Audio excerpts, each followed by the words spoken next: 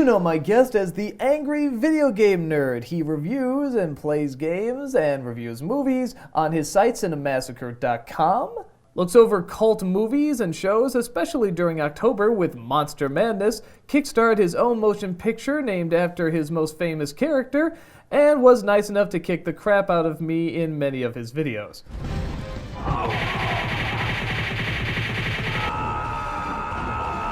And I am still suffering from many of those bruises. Please welcome James Rolfe. How are you, sir? Pretty good. Not bad, Yeah. not bad. I am going to start with the number one question that I get all the time about you. Do we really hate each other?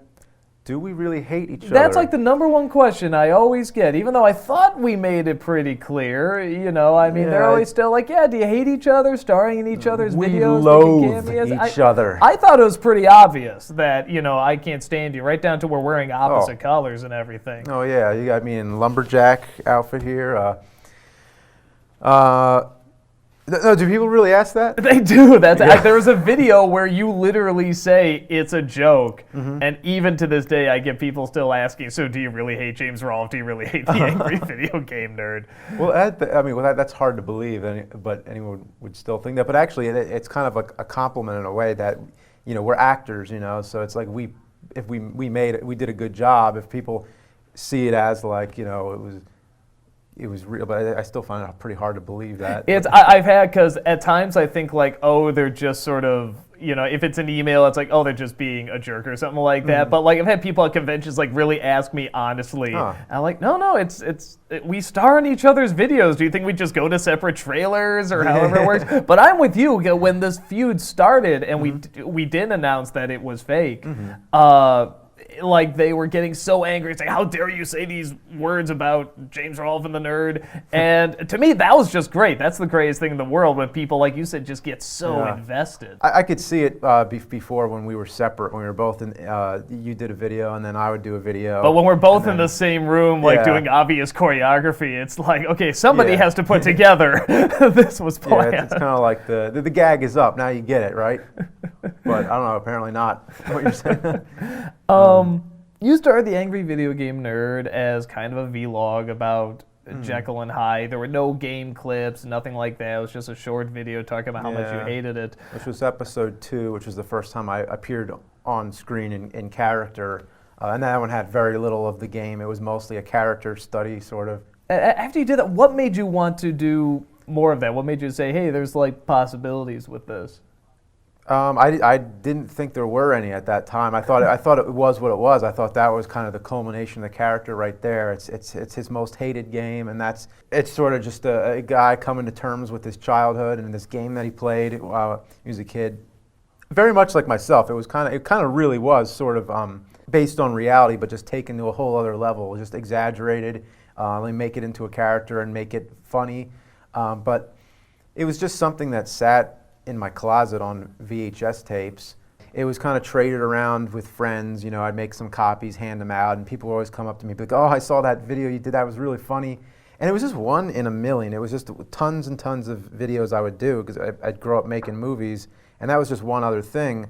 And it could have been anything that caught on, but that's what it was. And it wasn't what I expected, but video games are so popular, and I underestimated how popular they really are, because I didn't think anybody else would remember those same games. But then when we started putting the videos on YouTube, then it became, had such a big response. And with each video, it became bigger and bigger and bigger. And then it was like, okay, well, this could keep going. There's plenty of NES games out there, so let's... But plenty of bad ones, definitely. Oh, yeah. When I first saw your videos of the Nerd doing the old Nintendo games, I remember because I was toying around with the idea of the Nostalgia Critic, because I love nostalgia. I was going through the same phase that you and most of America was, I guess, at that time, at least people our age. And when I saw you doing it and that people were really responding well to it, I said, okay, so this can be a thing. You can talk about things that most people would say are childish or from the past or they're not worth talking about. And you can actually make like a big deal out of it, and you can make it entertaining, and there's an audience. What did you think when you saw people actually getting into stuff that many were saying was just childish and not important at the time? Well, I was so surprised because it was just gaming was just a hobby. It was like, if anything, I thought I wasted a lot of time as a youth, but really it was just homework for the future. So when I was supposed to be doing my real homework, I'm playing video games. That's Really, a good lesson for the kids right now. Yeah. In the school, It was research. video games, that's where you Yeah. make your living. Well, I think things are a lot different now, but because now there's so much out there. But at that time, it was research for the future. But back then there was no internet. There was no way to learn about other games other than just by playing them. But now we're sort of educating people, and like this is our history. We're preserving history, really, in a way. Because people are interested in the past. And that's what I underestimated. I thought, like you said, I thought that people would only be interested in whatever's new, whatever's current. But no, really, we're all interested in the past. We like to go back and catch up with music, games, movies, whatever that came out before we were alive. So, and then sometimes, they might have like, a big brother or sister who has a Nintendo, and they might go back and play a lot of the games. And it's not like they sell them anymore. Everything's downloadable now, but you can't actually just buy a Nintendo console in the stores now. So it's kind of like we do own a piece of history if you still have that stuff from when you're a kid. So then it's kind of like I like, why not point a camera at it and talk about it and show it in a video? And it's like a show and tell, and you're giving a history lesson. I think it's important to preserve pop culture history, and I had no idea people would be so interested in it, but they are. The character of the nerd is very different from you. He swears a lot, he's angry, and he screams and stuff, where you're a very nice person. What were the inspirations for that character? Who were you trying to channel in order to get that kind of vibe? Oh, I don't know. I'm glad I'm a nice person. No, actually, I'm acting right now. I'm really an asshole. You let yourself go in the videos, yeah. But no, I hear that all the time. Everybody always says, like, you're nothing like the character, which is true. Well, I'm glad I'm nothing like the character. But, I've had angry bosses before and stuff, so it's like I kind of just, like, take it from things I know or things I've experienced. The whole get-up is kind of like an 80s nerd, like the stereotypical nerd from Revenge of the Nerds and all those type of movies. A lot of it's just a combination of just real-life things, I guess, just kind of throw them all together. Any particular no bosses you would want to name or anything like that, correct? Well, like actual name? No, probably not actual names. Get their names so we can go, we can say thank you for being the biggest a-hole we've ever seen, because that gave birth to, our favorite a-hole. Yeah, like sometimes like the actual like things that, you'd say, like I had bosses that would scream and curse and everything, and like I'd be like, okay. And then that's kind of like where some of the, where the mannerisms come from, so. You did an Indiegogo for a movie based on the Angry Video Game Nerd. It took several years out of your life. It had big effects, many of them practical effects, and giant monsters and all sorts of craziness. It must have had a big toll on your life. I think most people could see that it has. Would you do it again if you had the opportunity? No, not like that. Well, that was an Indiegogo campaign, so like I had to finish it. I had no choice then, so I finished it. Took years, but had to get it right. Couldn't just release it without it being finished, obviously. But no, I would never do one like that again, because it's like that was just suicide. It was like, let's have a plane, let's have a tank, let's have robots, let's have zombies, let's have giant monster destroying buildings, let's have flying saucers, and let's have this and that. Every scene is in a different location, and you have to get all these locations and all these people and everything, and just every shot, like you watch the movie, every time you see a new shot, it's a new setup, new place, new time, new everything.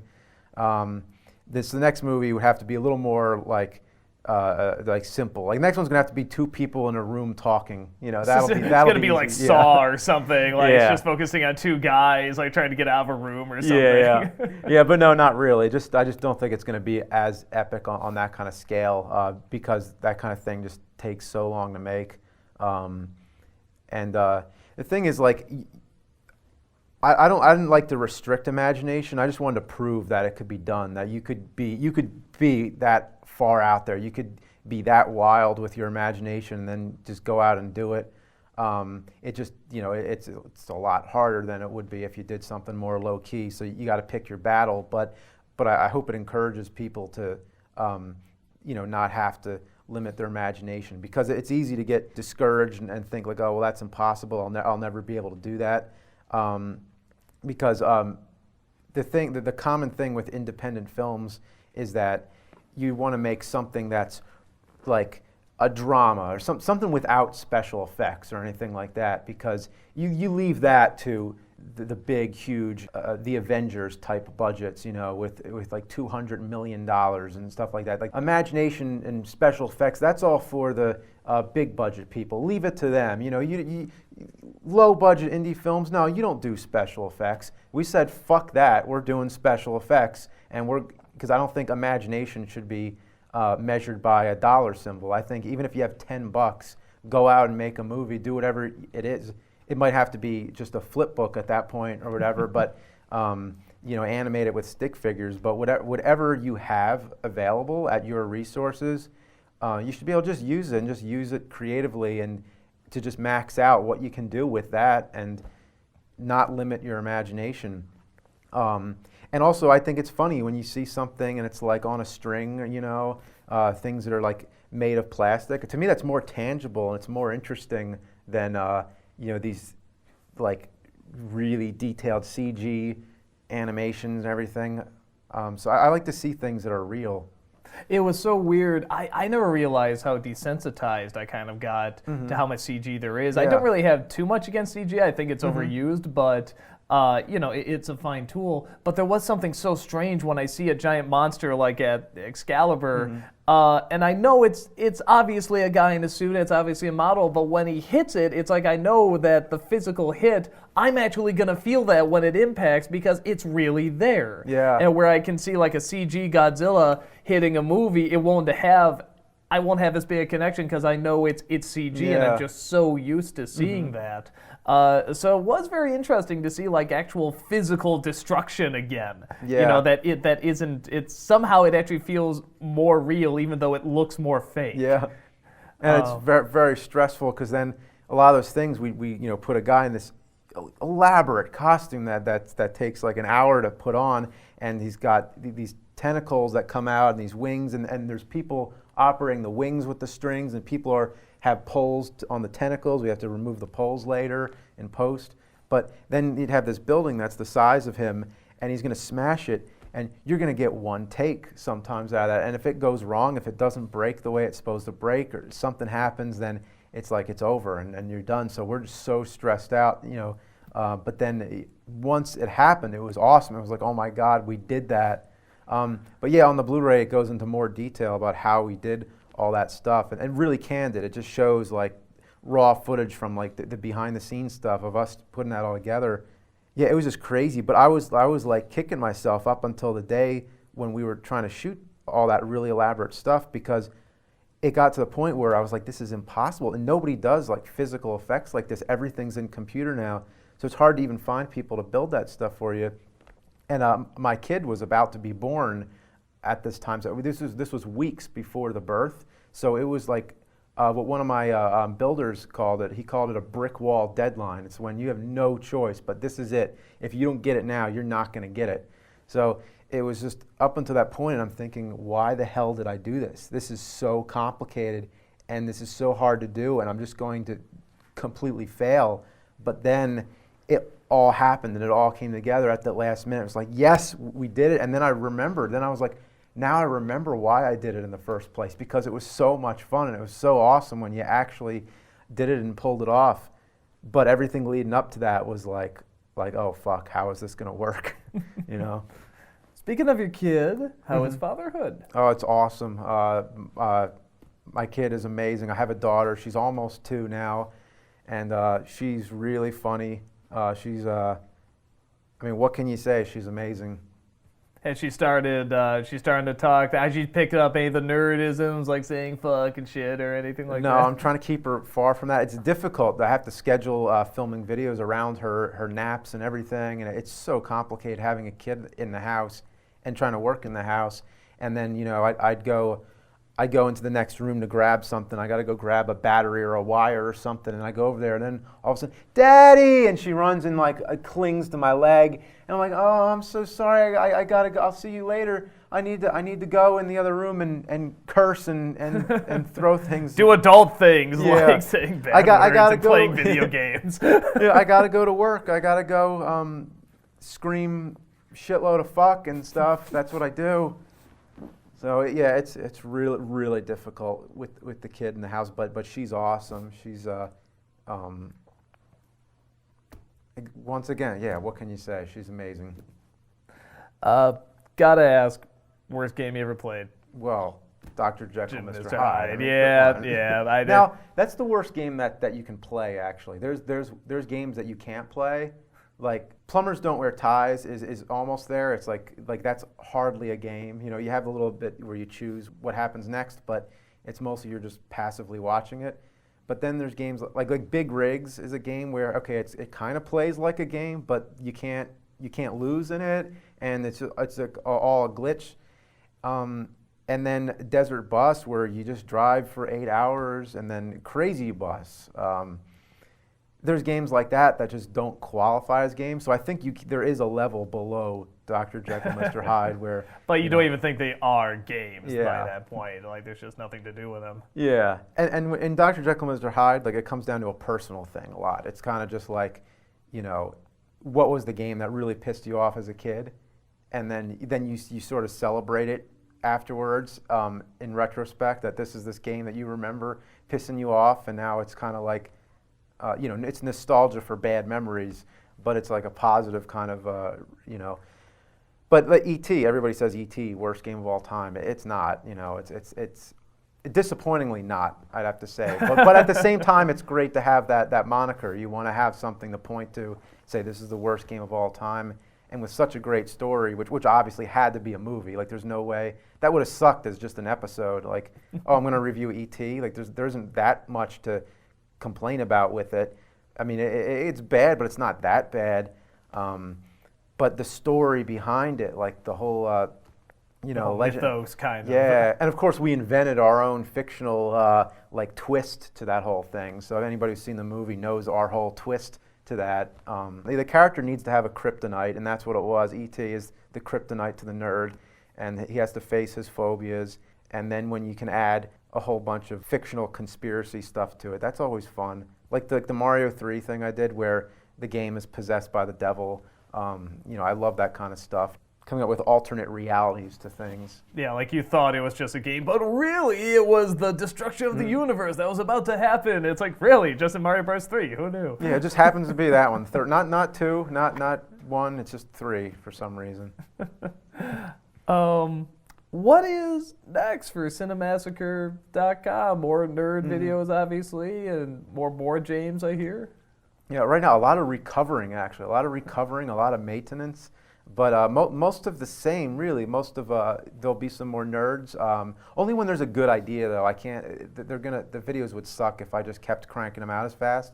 But what's really fresh and what's really my focus this year is board games, actually, because board games has been absent for 2 years now, and I know we ended it on this epic Dream Phone video, and I don't think I'm ever going to top the Dream Phone episode, but there is a continuation after that, and I've been trying to do it.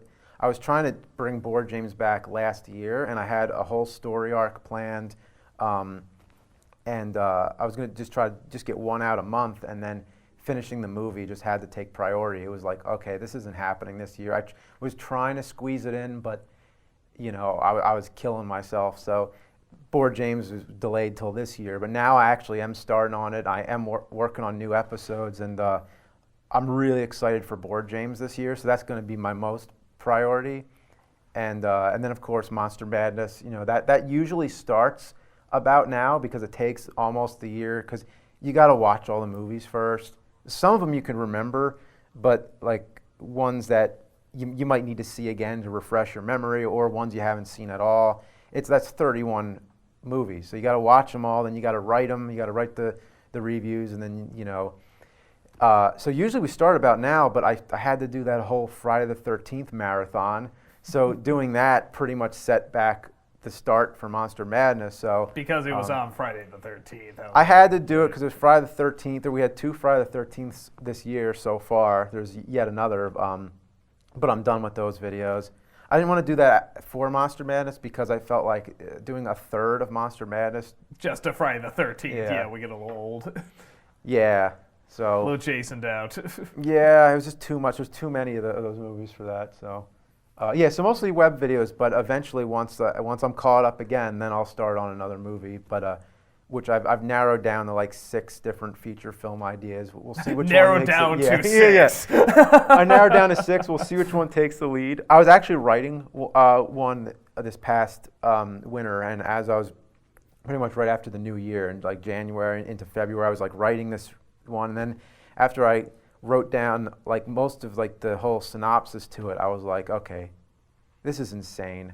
This is too complicated. So all right, I'm gonna hold that one off for now, and then I'm gonna try to come up with something that's a little more feasible and quicker.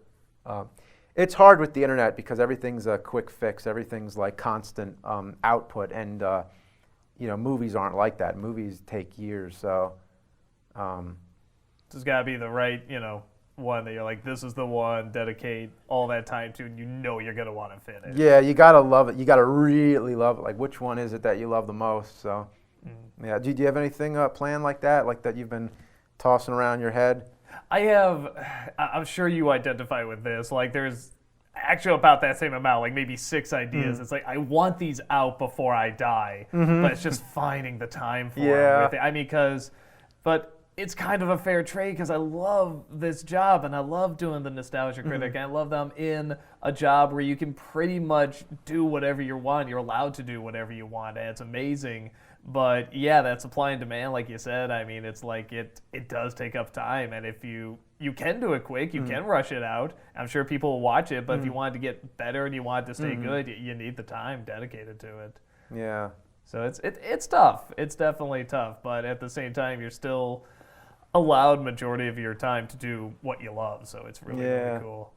Well, I guess you got to find the most efficient ways to make it like good for yourself, because like the Nerd movie was just a checklist of things I wanted to do. Like, okay, let's say this is the only movie I ever get a chance to make. Let's say I never get a second chance to ever make another movie. Then, like, okay, well then I'm going to put everything into this movie that I've ever wanted to do. So I want to throw a dummy off of the top of Vasquez Rocks. All right, we checked that off. We checked almost everything off that I wanted to do. It's a cinematic bucket list, is what it sounds like. It is. It's a total cinematic bucket list. The only thing that I regret that I did not get in the movie that you can't get everything, but I wanted to get a window jump. I want to jump through a window in slow motion. You've done boxes. You haven't quite gotten the. I remember you were asking our prop guy builds sets, Jim J. Rise. You're asking, like, have you ever done like anything with breaking a window or a glass? Yeah. Like, no, not yet. And you're just like, I really want to do that someday. Yeah. I'm always amazed how Batman can always break through those windows like they're just nothing. I was like, really, his shoulders never break when he has to go through there, or his head, or whatever. I like to end every interview with 2 polar opposite questions. The first one being, whether personally or professionally, what is the toughest thing you've ever had to go through, and how'd you get through it? Oh, I've been through a lot, really. I mean, nothing more than an ordinary human being, I don't think. Like, probably, I don't think I have any. Like, I don't think I'd have like that awesome of an autobiography compared to like rock stars and big time celebrities. But for just an average person, I mean, I've been through some interesting stuff. I think making the movie was the craziest thing I've ever done. And I guess if movies weren't that crazy to make, then everybody would do them.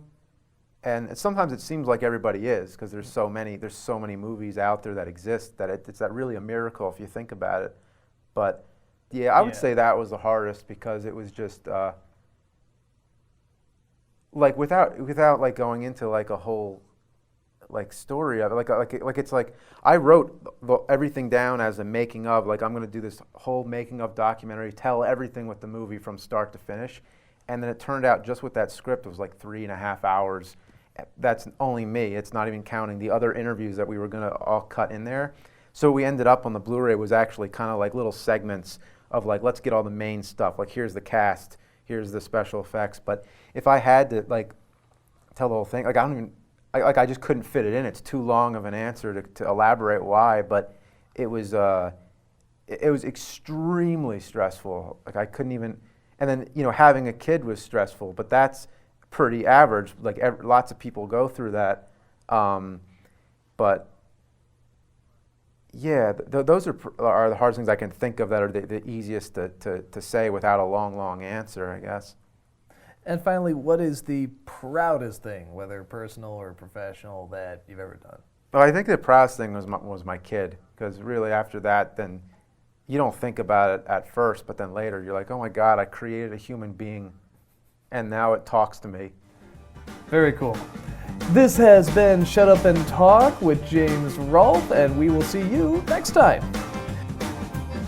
Talk like as the credits roll and stuff like that. So it doesn't really matter what we say. We can just like let out just a big laugh, just a big one right now.